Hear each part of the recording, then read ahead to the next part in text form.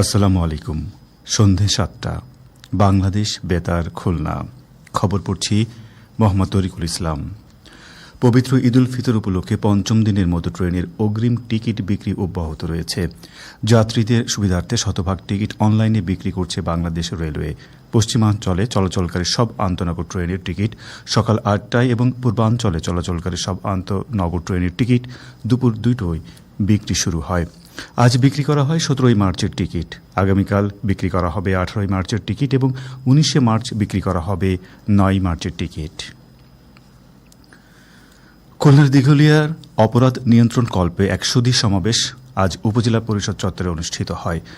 খুলনা রেঞ্জের ডিআইজি মোহাম্মদ রেজাউল হক এতে প্রধান অতিথি এবং পুলিশ সুপার মোহাম্মদ মাহবুবুর রহমান বিশেষ অতিথি ছিলেন। সমাবেশে এলাকার সার্বিক আইন শৃঙ্খলা পরিস্থিতি, অপরাধ প্রবণতা এবং তা প্রতিরোধে করণীয় বিষয়ে বিস্তারিত আলোচনা করা হয় এবং সাধারণ মানুষকে অপরাধের বিরুদ্ধে সোচ্চার হয়ে পুলিশকে তথ্য দিয়ে সহযোগিতা করার আহ্বান জানানো হয়।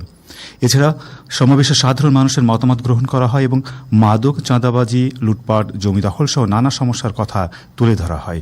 অতিরিক্ত পুলিশ সুপার সাইফুল ইসলামের সভাপতিত্বে রাজনৈতিক নেতৃবৃন্দ, স্থানীয় জনপ্রতিনিধি, সমাজের গণ্যমান্য ব্যক্তিবর্গ এবং সাংবাদিকরা এ সময় উপস্থিত ছিলেন। জ্বালানি তেলের দাম নিয়ে পেট্রোল পাম্প মালিকদের এক মতবিনিময় সভা আজ ঝিনাইদহ জেলা প্রশাসনের সম্মেলন কক্ষে অনুষ্ঠিত হয়। সভায় বৈশ্বিক পরিস্থিতি ও মজুদ বিবেচনায় জনসাধারণের আতঙ্কগ্রস্ত না হওয়ার জন্য আহ্বান জানানো হয়। এছাড়া অতিরিক্ত জ্বালানি তেল সংগ্রহের ব্যাপারে জনগণকে নিরুৎসাহিত করার উপর গুরুত্ব আরোপ করা হয়।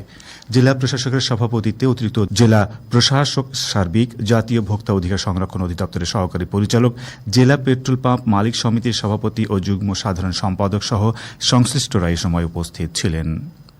এদিকে সাতক্ষীরা জেলার সীমান্তবর্তী এলাকায় জ্বালানি তেল পাচার ও অপব্যবহার প্রতিরোধে সতর্কতা ও প্রতিরোধকমূলক ব্যবস্থা জোরদার করেছে border guard Bangladesh, BGB. ৩৩ BGB battalion এই উপলক্ষে এক প্রেস ব্রিফিংয়ে আয়োজন করে। এবারে এর উপর শুনুন আমাদের জেলা সংবাদদাতার পাঠানো একটি প্রতিবেদন। জ্বালানি তেল পাচার রোধে সাতক্ষীরার সীমান্ত এলাকায় নজরদারি বৃদ্ধি করেছে বিজিবি। এ কারণে সীমান্ত এলাকায় তল্লাশি ব্যবস্থা জোরদার করা হয়েছে।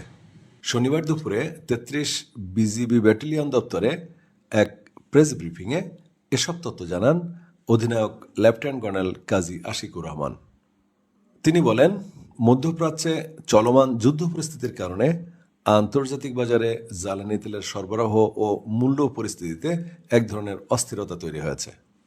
এ প্রেক্ষাপটে সীমান্ত এলাকায় জ্বালানি তেল পাচার ও অপব্যবহার রোধে বিজিবি কঠোর অবস্থানে রয়েছে। আমরা যে ব্যবস্থাগুলো গ্রহণ করেছি তার মধ্যে উল্লেখযোগ্য হচ্ছে সীমান্তবর্তী এলাকা দিয়ে জ্বালানি তেলের পাচার রোধ করা। আমাদের সাতক্ষীরা ব্যাটালিয়নে ৫৪ কিলোমিটার সীমান্ত রয়েছে। সেই জায়গা দিয়ে কোনোভাবেই যেন কোনো জ্বালানি তেল পাচার না হতে পারে সেই ব্যাপারে আমরা সতর্ক রয়েছি এবং আমাদের যে নিয়মিত মনিটরিং সেটা আমরা আরো বেশি জোরদার করেছি। দায়িত্বপূর্ণ এলাকার অবস্থিত বিভিন্ন ফিলিং স্টেশনগুলোর বিপণন প্রক্রিয়া মনিটরিং করা। আমরা আমাদের দায়িত্বপূর্ণ এলাকার ভিতরে যে কটি ফিলিং স্টেশন আছে তার যে প্রজ্ঞাপন অনুযায়ী তারা বিপণন প্রক্রিয়া সঠিকভাবে করছে কিনা এটা আমরা মনিটরিং করব। আমরা গোয়েন্দা নজরদারি ইতিমধ্যে বৃদ্ধি করেছি।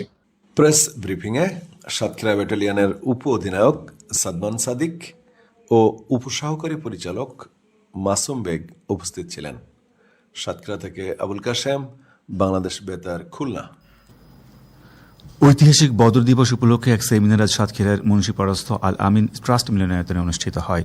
সংসদ সদস্য অধ্যক্ষ ইজ্জতুল্লাহ এতে প্রধান অতিথি ছিলেন।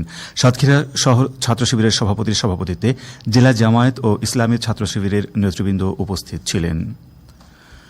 বাগেরহাট সদর উপজেলার রাধাবল্লভ নুরানী সিদ্দিকী হাফিজিয়া আদর্শ ক্যাডেট মাদ্রাসার শতাধিক দরিদ্র ও মেধাবী শিক্ষার্থীদের মাঝে আজ নতুন পোশাক ও ইফতার সামগ্রী বিতরণ করা হয়।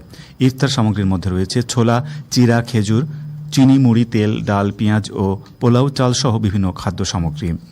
মাদ্রাসা প্রাঙ্গণে আয়োজিত এক অনুষ্ঠানে সংসদ সদস্য শেখ মঞ্জুরুল হক রাহাদ প্রধান অতিথি হিসেবে এসব সামগ্রী বিতরণ করেন।